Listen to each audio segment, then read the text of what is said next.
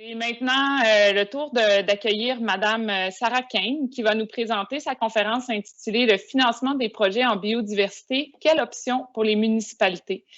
Madame Sarah Kane a joint l'équipe de Kane-Lamar à Drummondville dès le début de sa carrière, où elle a eu l'occasion de se spécialiser en droit municipal et de l'environnement. Cette expertise lui a permis de servir avec efficacité une clientèle principalement composée de municipalités, de MRC et d'entreprises privées. Madame Kane est fréquemment appelée à rédiger des opinions juridiques complexes sur des sujets variés à propos de la planification territoriale, de la protection de l'environnement ou de la portée des compétences municipales. Elle va aussi d'ailleurs défendre plusieurs dossiers, faire plusieurs plaidoyers devant les instances judiciaires du Québec. Donc, c'est une grande fierté pour moi de vous présenter Mme Kane. J'ai la chance de collaborer avec elle dans le cadre des plans régionaux des milieux humides, hydriques et naturels du Centre du Québec. Donc, la parole est à vous.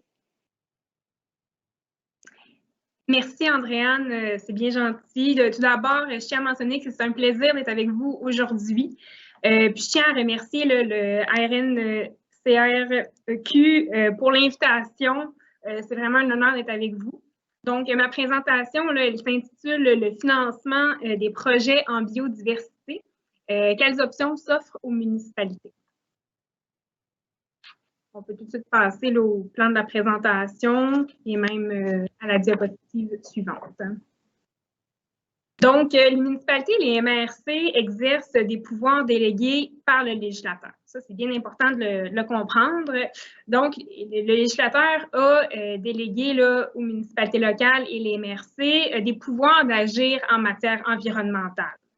La jurisprudence a d'ailleurs reconnu aux municipalités un rôle de fiduciaire de l'environnement.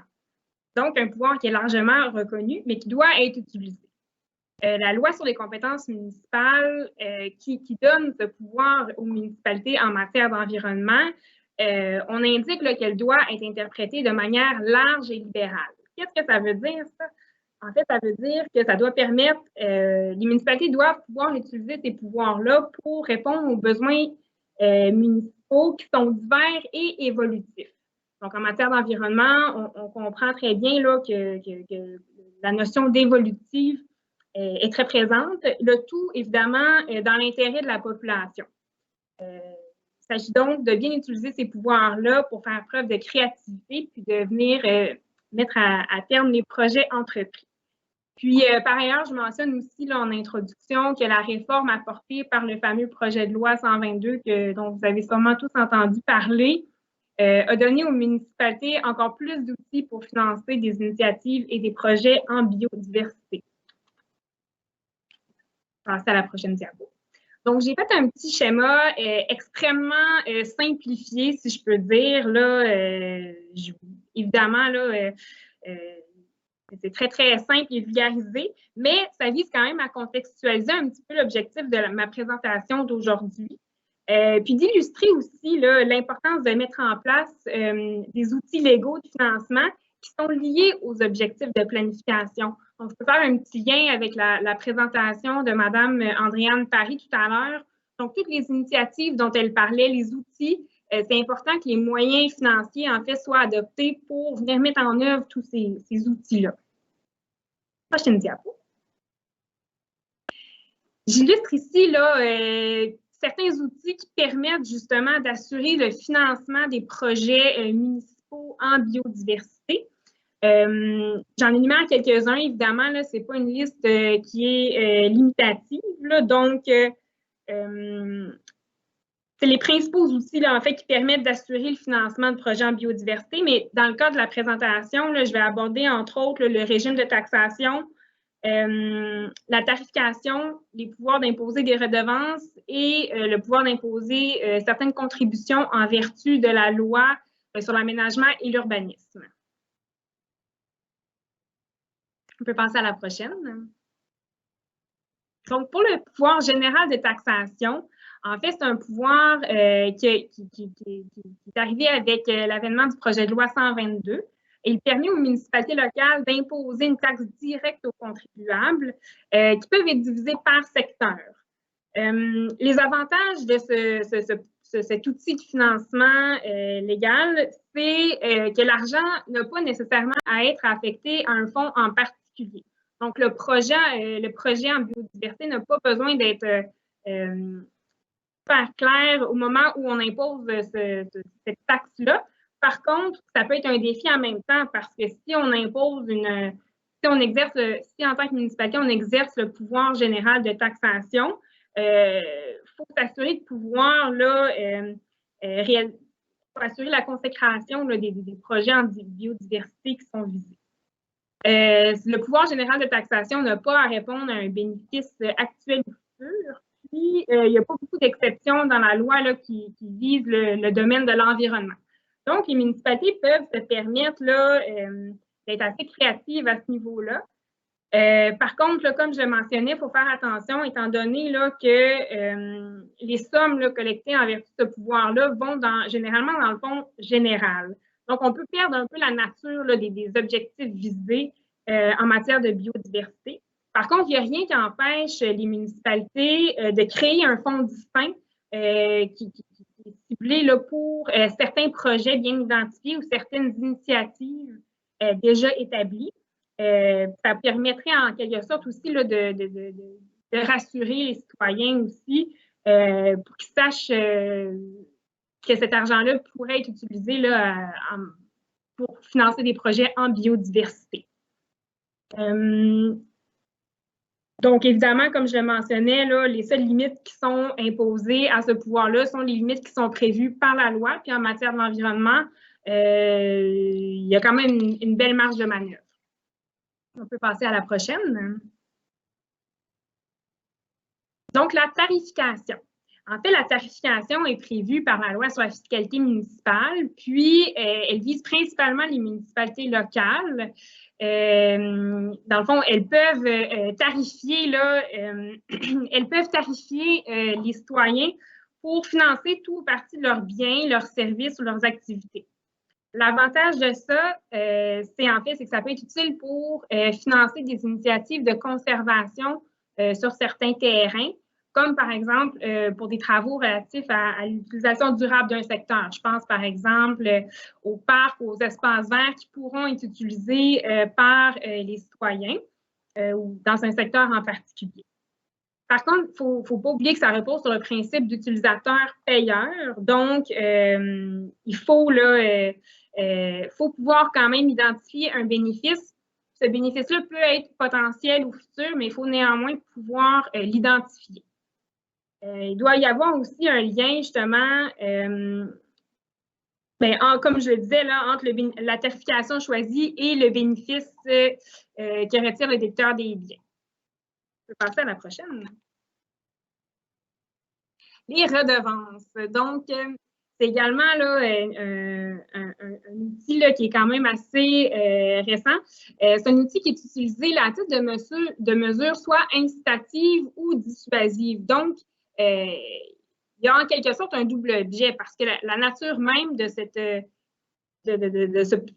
régime de redevances réglementaires-là,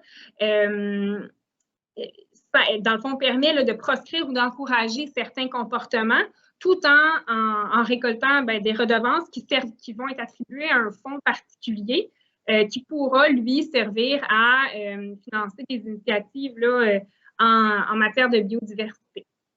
Donc, comme pour la tarification, la redevance, ça se base sur le principe d'utilisateur-payeur, puis elle est par contre limitée aux municipalités locales. C'est basé sur un régime de réglementation. Donc, on pourrait penser que c'est tellement circonscrit que ça limite les possibilités. Par contre, dans la mesure où c'est mis en œuvre dans le cadre d'un projet bien défini, en fait, moi, je pense que ça peut être un avantage parce qu'on sait exactement où les sommes obtenues en vertu de ces redevances-là vont être mises et à quoi elles serviront. Donc, ça peut avoir pour but justement d'influencer le comportement de certaines personnes, puis, dans le fond, l'atteinte des objectifs de ce régime-là. On peut passer. Oui, on peut juste revenir, je m'excuse, il y avait un point que je voulais ajouter aussi. Je tiens à mentionner que le pouvoir d'imposer des redevances est très peu testé en date d'aujourd'hui, mais étant donné que le règlement doit être transmis au MAMACH, ça donne quand même ça permet quand même de rassurer certaines municipalités, puisque le MAMACH exerce quand même un certain droit de regard à cet effet-là. Donc, ça peut potentiellement diminuer les risques de contestation judiciaire. Ça peut être, par exemple, imposé aux propriétaires de terrains contaminés. C'est juste un exemple. Je suis prête pour la prochaine. Donc, la contribution pour fin de parc, terrain de jeu et d'espace naturel, en fait, le titre indique l'objet de cette mesure qui est prévue par la loi sur l'aménagement et l'urbanisme. Essentiellement, c'est une contribution qui est demandée aux personnes qui demandent des permis de lotissement ou des permis de construction. Ça peut soit prendre la forme d'une contribution financière ou l'acquisition de certains espaces naturels. Par contre, c'est limité à une contribution maximale de 10 de la valeur du terrain visé par la demande de permis ou de lotissement. Donc, il y a quand même une certaine limite financière à ce sujet-là. On peut passer à la prochaine. La contribution à des travaux des services municipaux, je la trouve particulièrement intéressante. Elle est prévue par les articles 145.21 et suivants de la loi sur l'aménagement et l'urbanisme. En fait, c'est une contribution qui est destinée à financer tout ou partie d'une dépense liée à l'ajout, l'agrandissement ou la modification d'infrastructures ou d'équipements municipaux qui découlent de l'intervention visée par une demande de permis. Donc, ça s'applique principalement, je dirais, aux promoteurs immobiliers. Puis quand on parle d'ajout, d'agrandissement, de modification d'infrastructures, le lien peut être direct ou indirect. Ça, c'est possible, en fait, depuis 2016. Il y a eu des contestations judiciaires par rapport à ce qui était écrit dans la loi avant qu'elle soit modifiée par le projet de loi 83. Mais depuis 2016, en fait, on peut utiliser cette contribution-là pour financer des infrastructures qui se trouvent ailleurs dans la municipalité et non pas seulement sur le site du projet visé. Donc, on peut penser, par exemple, en termes d'infrastructures, on peut penser à des infrastructures vertes. On estime, évidemment, c'est sous réserve c'est une interprétation, en fait, mais on peut penser que c'est assez large pour justifier des investissements dans des parcs, dans des investissements en matière de protection de l'environnement, puisque ça constitue en fait un avantage pour le promoteur. C'est même un élément de vente,